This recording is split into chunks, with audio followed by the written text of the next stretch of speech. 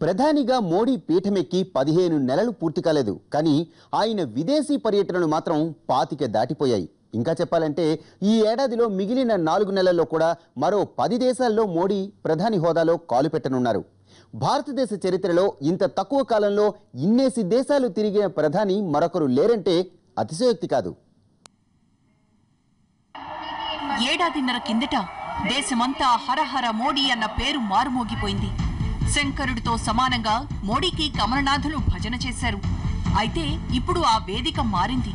ఇన్నాళ్లు దేశంలో ఉన్న 125 కోట్ల మందికి వినిపించిన మోడీ పేరు గత 15 నెలలుగా ప్రపంచమంతా మారుమోగుతోంది. అవును, తన ప్రమాణ స్వీకారానికే పొరుగు దేశాల దేశాధినేతలకు ఆహ్వానం పంపించారు.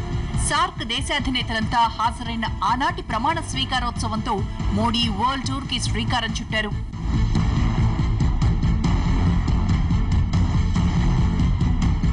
2014 మే 25న మోడీ భారత్ ప్రధానిగా ప్రమాణ స్వీకారం చేసి నెల తిరక్కుండానే పొరుగుదేశం భూటాన్కు పయనమయ్యారు. అక్కడ అలా మొదలైన మోడీ విదేశీ పర్యటనలు అలుపెరగకుండా సాగుతూనే ఉన్నాయి. ఇప్పటికీ మోడీ ప్రధానిగా పీఠమెక్కి 452 రోజులైంది.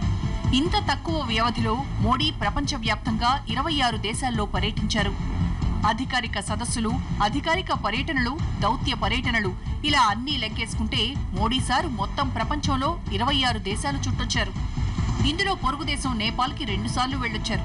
అంతేకాదు, ప్రపంచ అగ్రరాజ్యంగా ఉన్న అమెరికా అధ్యక్షుడిని సైతం మన దేశానికి రప్పించుకున్నారు. ఇన్నాళ్లు పక్కలో బల్లెంలా ఉన్న చైనా అధ్యక్షుడిని ఏకంగా తన స్వగ్రామానికే రప్పించారు. ఇప్పటి వరకు భారత్ను సందర్శించిన దేశాధినేతలంతా ఢిల్లీలోనే దిగారు. కానీ చైనా అధ్యక్షుడు షీ జిన్పింగ్ మాత్రం నేరుగా మోడీ ఊరు అహ్మదాబాద్లో అడుగుపెట్టారు.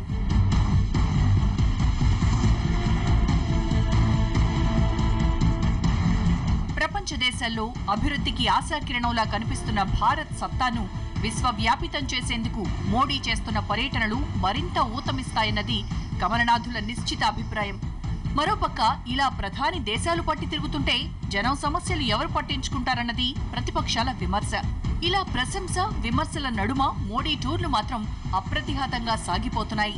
ప్రధానిగా దేశ భవిష్యత్తును 125 కోట్ల మంది ఆశలను భుజానికెత్తుకున్న మోడీ పొరుగు దేశాల నుంచి ప్రశంసలనే కాదు, సుదూర దేశాల నుంచి పెట్టుబడులను కూడా రప్పించుకుంటున్నారు. ఖచ్చితంగా ఏమిటంటే ఇంట గెలిచి రచ్చగెలవాలన్నటువంటి ఒక సామెత ప్రాతిపదికగా ఆయన ఆల్రెడీ ఇక్కడ ఎన్నికల్లో గెలవటం అనేటువంటిది అయింది. అలాగే విదేశాల్లో భారతదేశ ప్రతిష్టని ఇనుమడింపజేయటం, అట్లాగే అనేక అంశాల్లో భారత్ను భాగస్వామ్యం చేయడం అనేటువంటిది ఆయన లక్ష్యంగా విదేశీ పర్యటనలు చేస్తున్నారు. దేశంలో అంతర్గతంగా బోలెడన్ని సమస్యలు ఉన్నాయి కాబట్టి విదేశాల్లో తిరగకూడదని, లేకపోతే విదేశీ పర్యటనల ద్వారా భారత్ ప్రతిష్టను పెంచుకోకూడదని అనుకోవడం చాలా తప్పు. మన దేశ ప్రధానులుగా ఉన్న అందరిలోనూ ఇలా మోడీ అంతలా విదేశాలు చుట్టొచ్చిన ప్రధాని మరొకరు లేరు. తొలినాళ్లలో 16 ఏళ్ల పాటు ప్రధానిగా ఉన్న సమయంలో విదేశాలు పర్యటించి భారత అభివృద్ధికి, అలీన ఉద్యమానికి, ప్రపంచ శాంతికి కృషి చేశారు. ఈ పర్యటనలతో నెహ్రూ అంతర్జాతీయ నేతలతో సత్సంబంధాలు ఏర్పరచుకున్నారు. ఇప్పుడు నెహ్రూ కన్నా స్పీడ్గా మోడీ విదేశీ టూర్లు వేస్తున్నారు. గడిచిన 450 రోజుల్లో మోడీ 120 రోజులు విదేశాల్లోనే ఉన్నారు. అంటే ఇప్పటికీ తన పదవీ కాలంలో మోడీ 3వ వంతు విదేశాల్లోనే ఉన్నారు.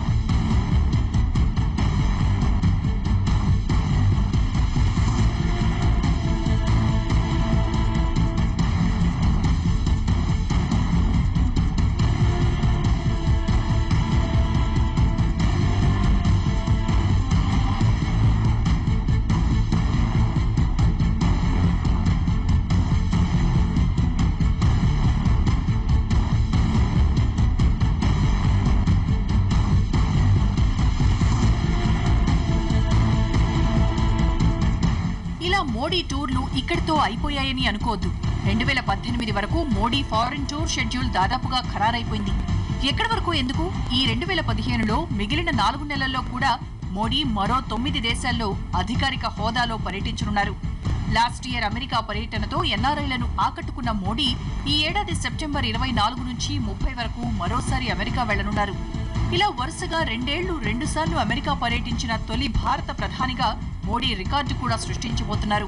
ఒక్క అమెరికాయే కాదు, 2015 డిసెంబర్ చివరికల్లా మోడీ ఫారిన్ టూర్ల షెడ్యూల్ కూడా ఇప్పటికే ప్రిపేర్ అయిపోయింది.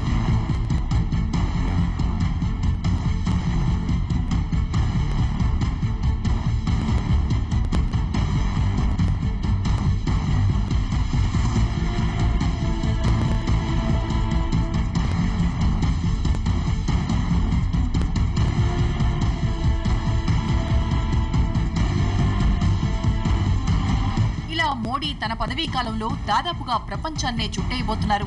గడిచిన 15 నెలల్లో పొరుగుదేశం భూటాన్ దగ్గర నుంచి చైనా వరకు చుట్టొచ్చారు. వచ్చే ఏడాది పాకిస్తాన్ కూడా వెళ్లనున్నారు. ఇక నేపాల్ కైతే 2 సార్లు వెళ్లొచ్చారు. బంగ్లాదేశ్, శ్రీలంకతో సహా పొరుగు దేశాలన్నీ చుట్టేశారు. ఇక అగ్రరాజ్యాలైన అమెరికా, రష్యా, చైనాలతో పాటు ఎక్కడో ఆఫ్రికా పక్కన హిందూ మహాసముద్రంలో ఉన్న ఓ చిన్న దేశం షీషెల్స్ వరకు వెళ్లొచ్చారు మోడీ. ఇలా విదేశీ పర్యటనలతో వరల్డ్ పాపులర్ అయిపోయారు.